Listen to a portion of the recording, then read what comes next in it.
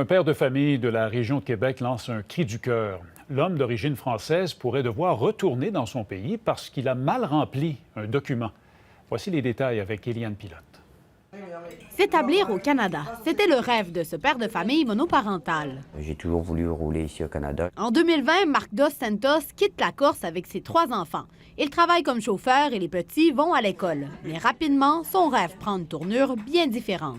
En octobre 2022, du coup, j'étais chez un ami. J'ai bu 2 bières avec mon ami. J'ai pris ma voiture pour partir. Je me suis fait arrêter au coin de rue, juste ici, là, pour l'alcoolémie. Donc, ils m'ont fait souffler, c'était positif. Il souffle à 0,07, soit sous la limite permise par la loi. Mais malgré le résultat qui est dans les normes, il reçoit plus tard une convocation en cours pour conduite avec faculté affaiblie. Ce que j'ai pas compris, donc j'ai pris un avocat. Finalement, les charges à son égard sont abandonnées. Il croit alors l'affaire réglée. En 2023, au moment de renouveler son permis de travail fermé, il comprend mal le sens d'une question et fait une erreur en remplissant sa demande. La question demandait si j'avais déjà été arrêté, accusé et reconnu coupable de crime au Canada.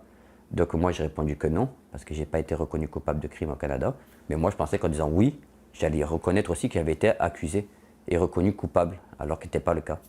Et de là, ils ont dit que j'ai voulu cacher à l'immigration, comme quoi j'avais déjà été arrêté. Son permis de travail n'est pas renouvelé, il ne peut plus travailler. Un dur coup pour lui, mais aussi pour sa famille reconstituée. J'ai paniqué, ça fait 2 mois, je suis stressé, je ne sais pas quoi faire.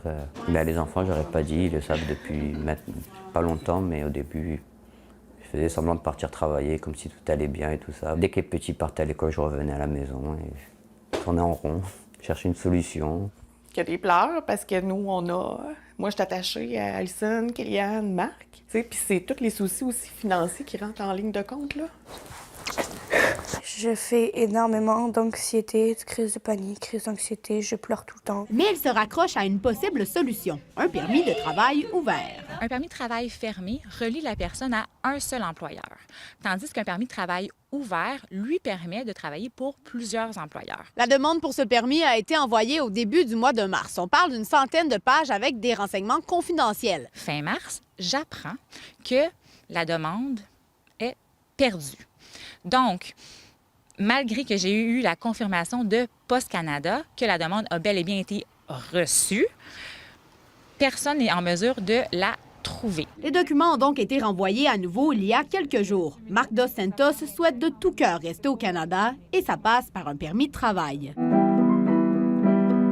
Eliane Pilote, TVA Nouvelles, à Lévis.